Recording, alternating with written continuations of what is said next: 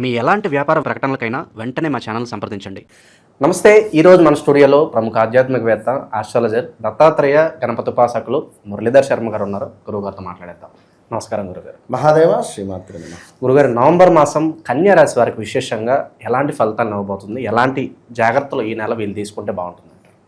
కన్యా రాశి వారికి తప్పకుండా ముందుగా ఏ రాశి వారైనా ఎలాంటి జాగ్రత్తలు తీసుకున్నా తీసుకోకున్నా కూడా వాళ్ళ మన ఇంట్లోనే ఉండేటువంటి కుటుంబం అనేటువంటిది చాలా ఇంపార్టెంట్. ఇక్కడ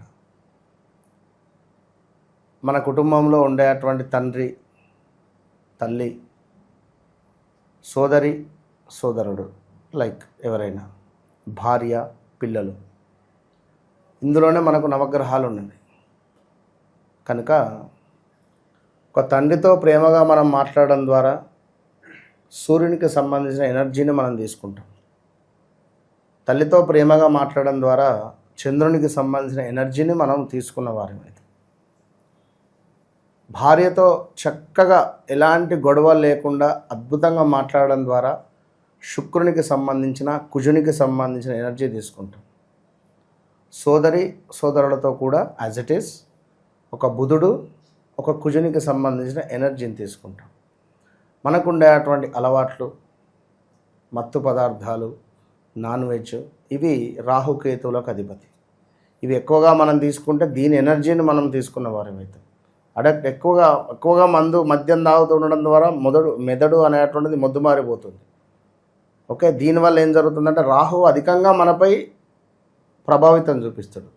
ఒకవేళ నీ జాతకంలో రాహు అద్భుతంగా ఉన్నాడు, రాహు దశలో ఉన్నావు, రాహు మంచి పొజిషన్లో ఉన్నాడు, మీరు ఈ విధంగా ఉండకుండా మరొక విధంగా ఉంటే అద్భుతమైన యోగానికి వెళ్ళవచ్చును. ఈ విషయం ఎందుకు చెప్తున్నా అంటే ప్రజెంట్ ఇప్పుడు వీరికి, ఈ యొక్క కన్యా రాశి వారికి 12వ భావంలో కేతు ఉన్నది. 12వ భావం అంటే ఏమిటి అంటే విదేశీ ప్రయాణము, మోక్షము, ఒక దేవాలయాన్ని నిర్మించేటువంటి ఒక పరిస్థితి. ఒక దేవాలయాన్ని ఊరికే ఎవరు నిర్మించలేరు కదా. ఇప్పుడు జాగా ఉన్నది, వారు ఎప్పటి నుంచో కళ అనుకుంటున్నారు. లక్కీగా ఈ సంవత్సరంన్నరలో దేవాలయాన్ని నిర్మించేటువంటి విధంగా నిధులు వారికి రావడము, గుడి కట్టేసేయడము, ఇది ఒక యోగం. అంటే ఒక జ్ఞాపకార్థంగా ఉండిపోతుంది దేవాలయం అంటే. ఒక జ్ఞానం మనకు, అది జ్ఞానం, కేతువు ఇచ్చేది జ్ఞానం. అట్లా సో గుడికే వెళ్ళాలి, సూర్య భగవానునికి నమస్కరించాలి, సూర్యునికి దీపం పెట్టాలి. కేతువు పక్షులకు ఆహారాలు వేయడం ద్వారా విశేషమైనటువంటి ఫలితాలు ఉంటాయి. అంటే ఇవి మనకు ఉండేటువంటి ఫలితాలు. ఇక్కడ మరి ఉదాహరణకు కన్యారాశి వారు అని అనగానే మనకు కన్యారాశిలో ఇక్కడ విషయం ఏంటి అంటే సోదరుడు, సోదరీమణి అని నేను ఈ టాపిక్ ఎందుకు చెప్పాను ఇవన్నీ అంటే గొడవలు జరగబోతూ ఉన్నవి.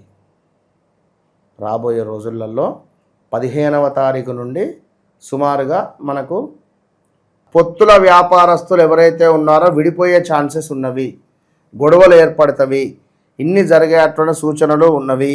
అదేవిధంగా కొంత అనారోగ్య సమస్యలు ఉన్నవి వీరి తల్లిగారికి అని చెప్పడము జరిగింది. దీనికి తోడు కొంత మాత్రము అనూహ్యమైనటువంటి ధనప్రాప్తి ఉంది. అది ఎట్లా ఏమిటి అనేటువంటి తెలియదు. అనూహ్యంగా ధనప్రాప్తి మాత్రము ఉండబోతూ ఉన్నది అనేటువంటి విషయాన్ని గమనించుకోవాల్సింది. దీనికి తోడు టా అక్షరంతో కూడా కొంతమేర, ఈ అక్షరాలతో ఉండేటువంటి వారు కమిట్మెంట్స్ ఇవ్వకండి. నువ్వు 10% ఇంట్రెస్ట్ అయినా పర్వాలేదు, నాకు డబ్బు కావాలి, నేను కట్టలేవు, ఇబ్బంది అవుతుంది. వాళ్ళు డబ్బు తెచ్చిస్తారు, ఇబ్బంది అవుతుంది. సో ఇది మళ్ళా అన్నదమ్ములు, అక్క చెల్లెళ్ళల్లో జరగబోతున్నది. సొంత అక్క చెల్లెళ్ళల్లో సునామీ రాబోతున్నది అనేది ఇది అక్షర సత్యం. జాగ్రత్తగా ఉండండి. ఎవరైతే కన్యారాశి వారు ఉన్నారో వారి అమ్మగారికి బోన్ రిలేటెడ్ కానీ లేదా గవర్నమెంట్ తరపున కానీ కొన్ని ఇష్యూస్ ఫేస్ చేసే పరిస్థితి ఉంది. అయితే బోన్ రిలేటెడ్ లేదా కొన్ని ఇష్యూస్ ఫేస్ చేసే పరిస్థితి ఉంది.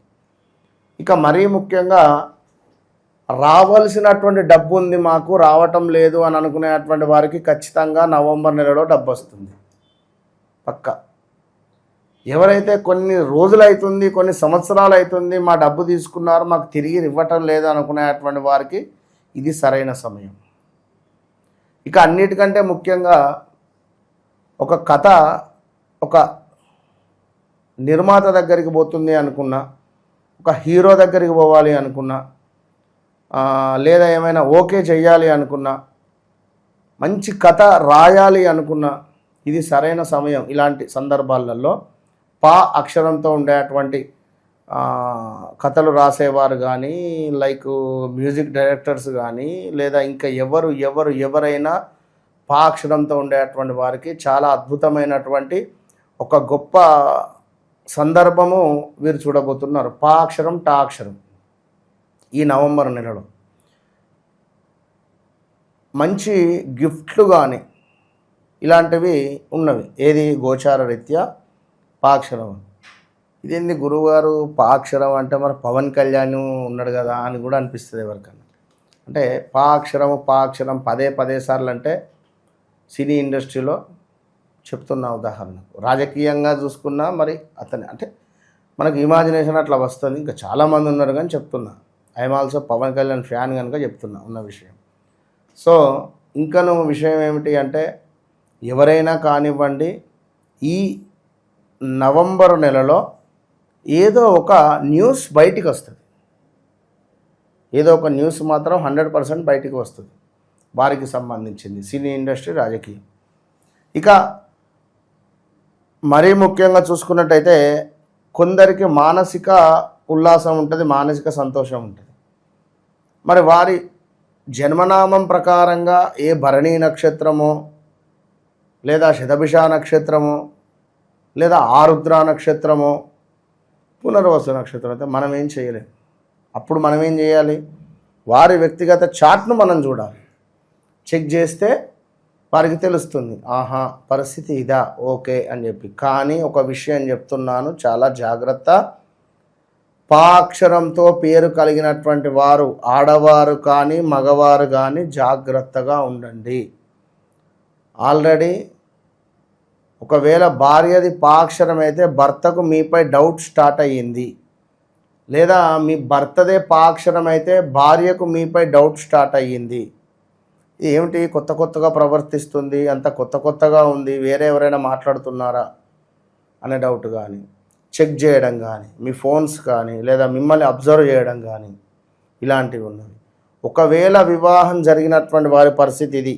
వివాహం జరగలేదు అనుకుంటే ఎవరైనా ఒకరు ఇల్లీగల్ ఎఫైర్ రూపకంగా కానీ, ఎవరో మిమ్మల్ని కలవడం కానీ, మీపై ఇష్టం ఉన్నట్టుగా నటించడమో, లేదా ఇష్టం ఉంది అని చెప్పడమో, ఇట్లా మీ డబ్బులు గుంజడం కావచ్చును. ఇలాంటి సిచ్యువేషన్స్ నడుస్తున్నవి. Be careful. రాబోయే రోజులలో ఇబ్బంది ఎదుర్కొంటారు. దానికి సంబంధించినటువంటి end card 2026 August. July, August, September, October ఈ 4 నెలలు డైరీలో రాసి పెట్టుకొని. మురళీధర్ శర్మ చెప్పినాడు, నాకు ఒక ఇల్లీగల్ ఎఫైర్ ఏర్పడింది 2025లో, బట్ 26లో నిజంగానే గొడవ అయింది అని ఇప్పుడే రాసి పెట్టుకోండి. ఒకవేళ కాకుండా అప్పుడు నన్ను అడుగుతుంది, నా నెంబర్ కూడా రాసి పెట్టుకోండి. సో జాగ్రత్త. నవంబరు 15వ తారీఖు నుండి డిసెంబరు 10వ తారీఖు వరకు ఇలాంటి మనీ ట్రాన్సాక్షన్స్ కావచ్చును. డబ్బులు అన్నదమ్ముళ్ళు, అక్క చెల్లెళ్ళు, నేను ఇస్తా నీకెందుకు, నువ్వు ఈ బాధలో ఉన్నావు కదా అని కన్యా లగ్నం వారు కానీ, కన్యా రాశి వారు కానీ,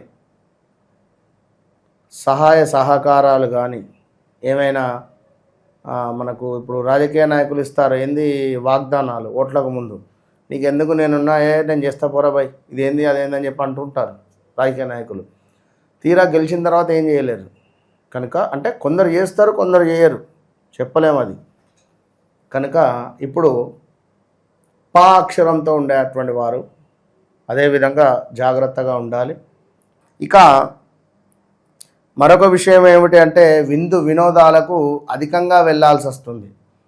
విందు వినోదాలకు వెళ్ళడము, ఇక్కడ నాన్ వెజ్ రిలేటెడ్ కానీ, మద్యం రిలేటెడ్ కానీ, కొంత మనకు అధికంగా తీసుకోవడము, గొడవలు ఏర్పడము, ఈ సమయంలో ఫోన్లో మాట్లాడడము, ఫోన్లో కొంత గొడవలు ఏర్పడము, ఏదో ఒక సందర్భాలలో మనకు హాస్పిటల్కి వెళ్ళడం కానీ, లేదా ఈ కన్యారాశికి సంబంధించినటువంటి తండ్రికి ఆరోగ్య సమస్య రావడం కానీ, లేదా ఏదైనా ఒక రూపకంగా పోలీస్ స్టేషన్ మెట్లెక్కడం కానీ, జైలుకు వెళ్ళడం కానీ ఇలాంటివి ఉన్నవి.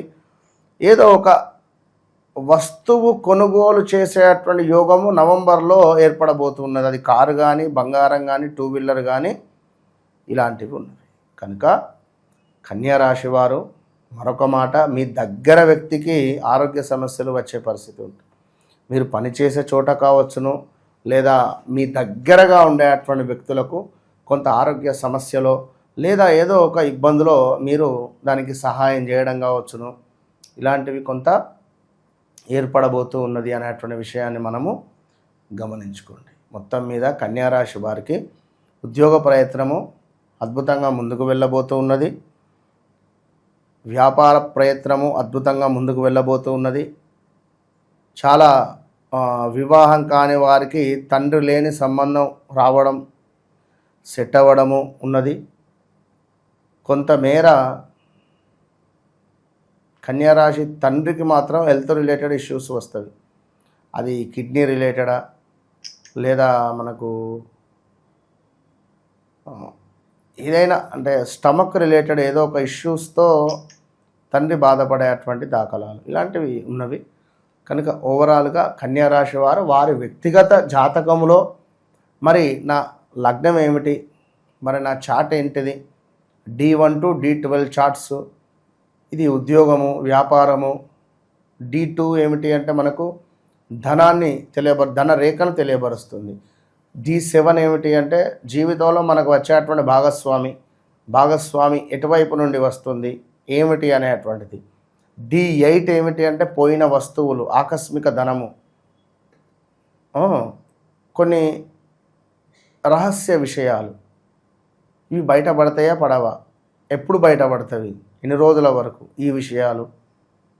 ఇలా పూర్తి విషయాలకై తప్పకుండా నమ్మకంగా 100కు 300% చెప్తున్నా.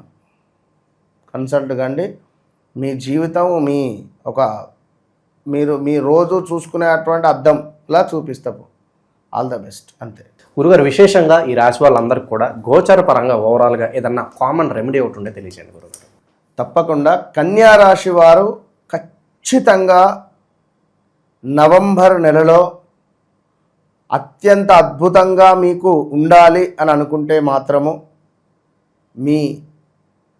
మీ యొక్క జన్మ లగ్నాత్ కావచ్చును, అదేవిధంగా నామ నక్షత్రం ప్రకారంగానైనా మీది కన్యారాశి అయితే, ఒకవేళ జన్మలగ్నం ప్రకారంగా వేరే అయితే మాత్రం అది చూపించుకోవాలి ఏమిటి అనేటువంటిది.